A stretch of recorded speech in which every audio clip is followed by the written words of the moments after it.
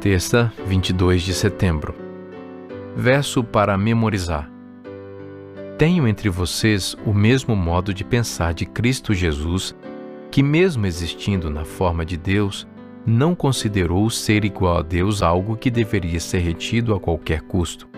Pelo contrário, ele se esvaziou assumindo a forma de servo, tornando-se semelhante aos seres humanos. Filipenses 2, 5 a 7.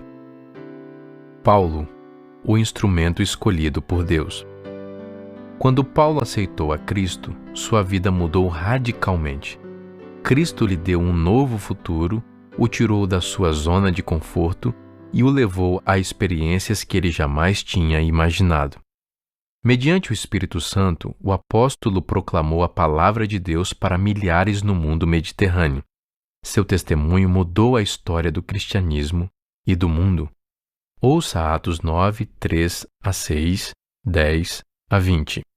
Seguindo ele estrada fora, ao aproximar-se de Damasco, subitamente uma luz do céu brilhou ao seu redor, e caindo por terra, ouviu uma voz que lhe dizia: Saulo, Saulo, por que me persegues? Ele perguntou: Quem és tu, Senhor? E a resposta foi: Eu sou Jesus, a quem tu persegues. Mas levanta-te e entra na cidade, onde te dirão o que te convém fazer. Ora, havia em Damasco um discípulo chamado Ananias. Disse-lhe o Senhor numa visão: Ananias, ao que respondeu: Eis-me aqui, Senhor. Então o Senhor lhe ordenou: Dispõe-te e vai à rua que se chama Direita, e na casa de Judas procura por Saulo, apelidado de Tarso, pois ele está orando. E viu entrar um homem chamado Ananias e impor-lhe as mãos, para que recuperasse a vista. Ananias, porém, respondeu: Senhor, de muitos tenho ouvido a respeito desse homem, quantos males tem feito aos teus santos em Jerusalém. E para aqui trouxe autorização dos principais sacerdotes para prender a todos os que invocam o teu nome. Mas o Senhor lhe disse: Vai, porque este é para mim um instrumento escolhido, para levar o meu nome perante os gentios e reis, bem como perante os filhos de Israel. Pois eu lhe mostrarei quanto lhe importa sofrer pelo meu nome.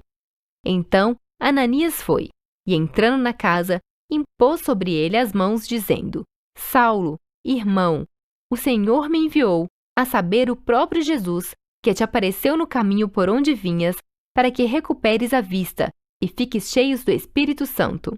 Imediatamente lhe caíram dos olhos como que umas escamas, e tornou a ver. A seguir, levantou-se e foi batizado. E depois de ter se alimentado, sentiu-se fortalecido. Então permaneceu em Damasco alguns dias com os discípulos. E logo pregava nas sinagogas a Jesus, afirmando que este é o Filho de Deus. Pergunta 4. O que esses versos revelam sobre o propósito de Jesus para a vida de Paulo? Jesus escolhe candidatos improváveis para testemunhar de seu nome. Pense nos endemoniados, a mulher samaritana, a prostituta, o coletor de impostos, os pecadores e agora o feroz perseguidor.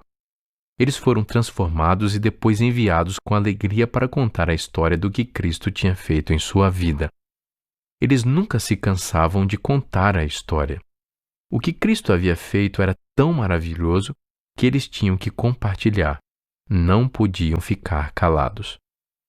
Ouça Atos 28, 28 a 31.